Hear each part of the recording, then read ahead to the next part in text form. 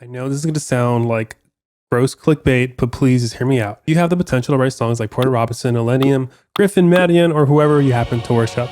Hello, fellow producers. This is Onesto, and today I'm going to teach you how to master anything in music production. Even as I still say this, it sounds so clickbaity, and I hate that stuff. But what I'm going to share with you is just how people who are great at stuff, this is how they get great at things. And there's some good news and bad news. I'll start with the bad news. The bad news is that what I'm going to share with you is pretty boring. It's quite ordinary.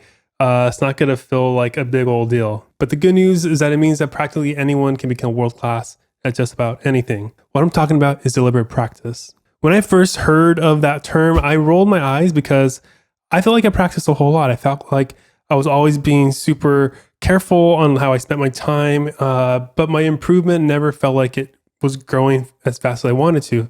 And I thought that maybe I just don't have what it takes for music production. But I was wrong, and that's really good news because the reason why I wasn't improving was not because I didn't have any talent.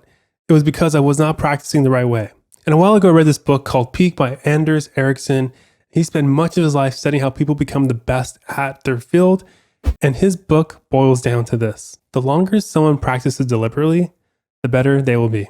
He tells this story early in his career where he studied violinists from this world-class school in Europe. So he got all these violinists, he split them up into good, better, and best. And he tried to see what it was that was separating each one from one another. And his conclusion is both anticlimactic, but pretty encouraging. The best violinists were the best because they had been deliberately practicing longer than the others. That's it.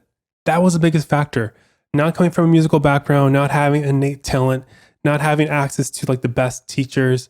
I mean, that stuff helps in the beginning, but in the long run, what wins is a combination of time and deliberate practice. Now, I don't know about you, but this was something that I needed to hear. I started music production when I was 28 or 29, which is really old in music production terms. And it would bother me so much when I would be listening to a track written by a 17-year-old and just be drooling over it. I'm looking at you, Jaren. But when I read this, I felt like this pressure was lifted off my chest because I can become as talented as a 17-year-old. I just need to keep going. You just need to keep going. However, we need to keep going in the terms of deliberate practice. Okay, so in this video, I'm going to define deliberate practice. I'm going to break it down into its traits and then show you how you can start applying it to your life today. So what is deliberate practice? Deliberate practice is practice that is both purposeful and informed. I always saw practice as something purposeful. It's when you might try really hard to push yourself to improve or learn something.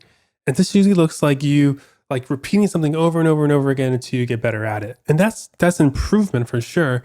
But there's a point to where you're just going to plateau. See, deliberate practice is way more strategic. It's purposeful practice that knows where it's going to go and how it's going to get there.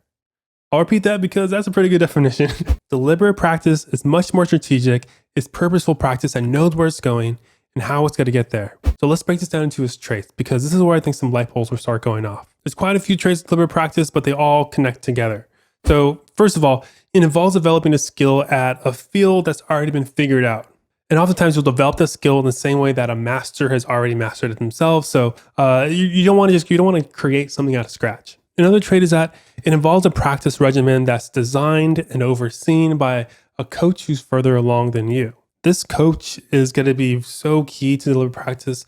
I'll talk more about it later. Deliberate practice will consistently take place outside of your comfort zone. Oftentimes it focuses on your weaknesses and it's usually pushing you beyond your current abilities. You need to have these well-defined specific goals. You don't want just overall improvement because you'll get nowhere. If you want to focus and hone in on a specific skill, once again, you want a coach to help oversee this. This is a really important trait. It's deliberate practice involves feedback. The more immediate and direct that feedback, the better. And from this feedback, you will make direct modifications to your own systems and the way you do things. What's interesting is that at the beginning, a coach is going to be pointing out a lot of your mistakes, giving you a whole lot of feedback, but you'll eventually get to a point as you get better and better at something where you can spot your own mistakes. And that's a really, really cool part. Before I go on to the next aspect of deliberate practice, if this video is low-key blowing your mind, just let me know by liking this video. And I'm curious if you can tell me in the comments below, which of these traits so far has been really resonating with you. All right, here's the next trait. Deliberate practice creates and depends on mental representations. And what is a mental representation? It's when your brain starts to take really complex stuff and it just starts to feel simpler and simpler and simpler. Because think about it, your brain, your mind is learning all these new ways to take complex information and how to is trying to find better ways to understand it, better ways to interpret it, hold it in your memory, organize it, analyze it, make decisions. I think this illustration will help. So I have a really close friend of mine. He just got his first DAW.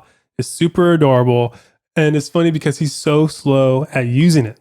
And why is he slow? Because whenever he opens this DAW up, there are like hundreds and thousands of new points of information that's pummeling his mind time and time again.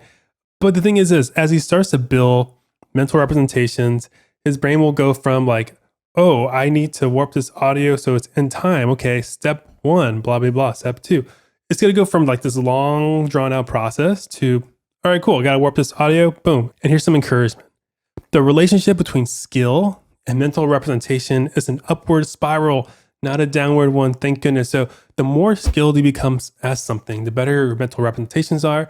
And the better your mental representations are, the more effectively you can practice and hone your skills. And the final trait I want to let you in on is that someone needs to cheer you on and help maintain that motivation. This can be your coach, family member, friend, spouse, just someone, because deliberate practice is a lot of hard work, and maintaining that motivation is going to be one of the keys to improvement.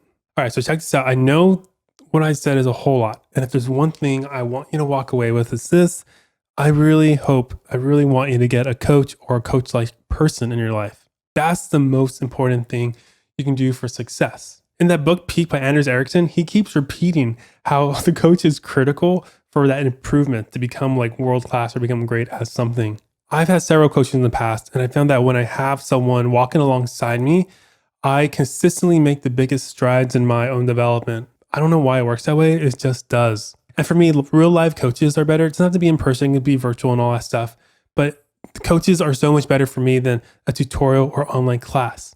I'm not saying that I'm not telling you to don't watch tutorials or don't do online courses. I'm just saying that those things take a very distant second place to what it's like to have a coach. And sure, you don't need to hire someone. I mean, if you have friends who are better than you at music production and who can give you clear and direct feedback, then that's perfect. So now let me show you how I would apply deliberate practice right now. This is a real thing. I want to get better at percussion sound design. Whenever I'm done with a song, I always wonder if my percussion sucks. I have no clue. I have no idea if it's good or bad or whatever. So I want to get better at percussion sound design. But I would even argue that that is way too broad. So one of the first steps, which I did, which is to identify my weakness.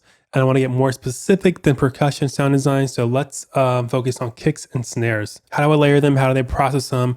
How do I get them to work together? And in an ideal world, this is what I would do.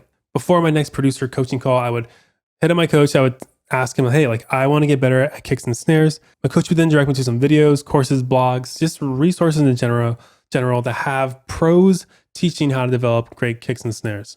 Ideally, the coach would give me some kind of challenge, like a homework assignment of sorts, that will allow me to reach outside my current abilities and to just practice this thing, focusing solely on kicks and snares. And then when I would meet with my coach, I would demonstrate what I learned. I would show kicks and snares that I've created and how I got there. And my coach would be encouraging me, all the stuff that I did correctly. He would point it out, tell me hey, that's great, keep going. And he would also give me any feedback to adjust any bad habits or just correct something that I'm doing poorly or inefficiently. And then after that coaching session, he might give me more resources to go through and continue exercising that if I want to keep developing that.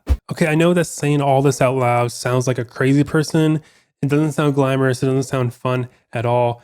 And the truth is, it's not fun. Remember those violinists I told you about at the beginning of this video?